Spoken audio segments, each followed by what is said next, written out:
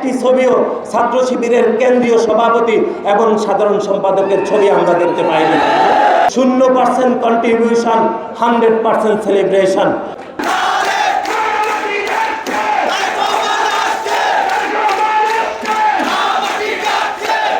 গত জুলাই এবং আগস্টে যে আন্দোলন সংগ্রাম করেছে, সে আন্দোলন সংগ্রাম করতে গিয়ে বাংলাদেশ জাতীয়তাবাদী ছাত্র দলের 142 জন নেতাকর্মী এবং সমর্থক শহীদ হয়েছেন, আপনারা সবাই জানেন। কিন্তু যে সংগঠন বাংলাদেশের 5 তারিখের পর থেকে বিভিন্ন তথ্য সন্ত্রাস করে, বিভিন্ন ভোট আইডি দিয়ে বাংলাদেশের শিক্ষার্থীদেরকে বিভ্রান্ত করে, সেই সংগঠনের সভাপতি এবং সাধারণ সম্পাদকরা জুলাই এবং আগস্টে যদি আন্দোলনের একটি ছবিও দেখাতে পারেন, তাহলে বাংলাদেশ জাতীয়তাবাদী ছাত্র দল মনে করবে যে শিবির সেই গণতান্ত্রিক আন্দোলনে, জুলাই এবং আগস্টের আন্দোলনে শিবির কোনোভাবে রাজপথে সম্পৃক্ত ছিলেন।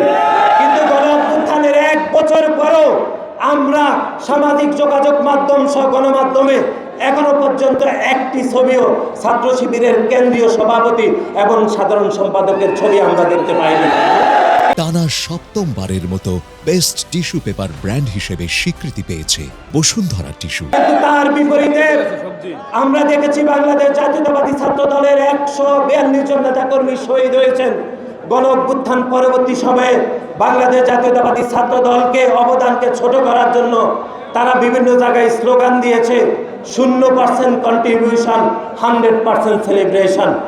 আমরা বলতে চাই যে শহীদ ওয়াসিম আকরাম জীবনের মায়া ত্যাগ করে জীবনে কোনোদিন জানতেন চাকরি পাবেন না, তারপরও গণতান্ত্রিক বাংলাদেশ প্রতিষ্ঠার জন্য একই সাথে খুনি হাসিনার রেজিমকে পরিবর্তন করতে চেয়ে সংগঠনের ওয়াসিম আকরাম বাংলাদেশের মানুষকে সামাজিক যোগাযোগ মাধ্যমে আহ্বান জানিয়ে রাজপথে আহ্বান জানিয়েছিলেন। সেই সংগঠনকে কিভাবে গুপ্ত সংগঠন বলে 0% কন্ট্রিবিউশন, 100% সেলিব্রেশন, এটি আমাদের কোনোভাবে বোধগম্য নয়। যে অন্তত যারা বলে থাকে, তারা যদি তাদের শীর্ষ নেতৃত্বরা যদি জুলাই এবং আগস্টে একটি ছবিও যদি তারা প্রকাশ করতে পারে, তাহলে আমরা তাদের এই দাবি আমরা মেনে নেব। আমরা গত 15 বছর ধরে বাংলাদেশে আন্দোলন করেছি খুনি সংগঠন, যে সংগঠন ইতিমধ্যে সন্ত্রাস বিরোধী আইনে নিষিদ্ধ হয়েছে, সেই সন্ত্রাসীদের বিরুদ্ধে আমরা আন্দোলন করেছি।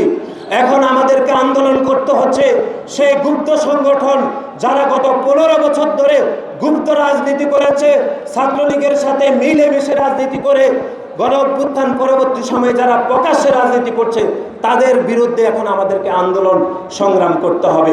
সুতরাং সেজন্য বাংলাদেশ জাতীয়তাবাদী ছাত্র দল চট্টগ্রামের বিভিন্ন যে ইউনিটগুলো রয়েছে, তাদের প্রতি আমাদের উদাত্ত আহ্বান থাকবে, আপনারা ঐক্যবদ্ধ হতে হবে। যদি ঐক্যবদ্ধ না হন, তাহলে আমরা দেখব কক্সবাজারের যে ঘটনা আপনারা দেখেছেন, এরকম ঘটনা চট্টগ্রামেও হতে থাকবে। কারণ চট্টগ্রামে বিভিন্ন শিক্ষা প্রতিষ্ঠানে গেলে আপনি শিবিরের আসল যে রূপ বাংলাদেশের বিভিন্ন মানুষ এখনো পর্যন্ত জানে না, সেই রূপ আপনারা দেখতে পারবেন।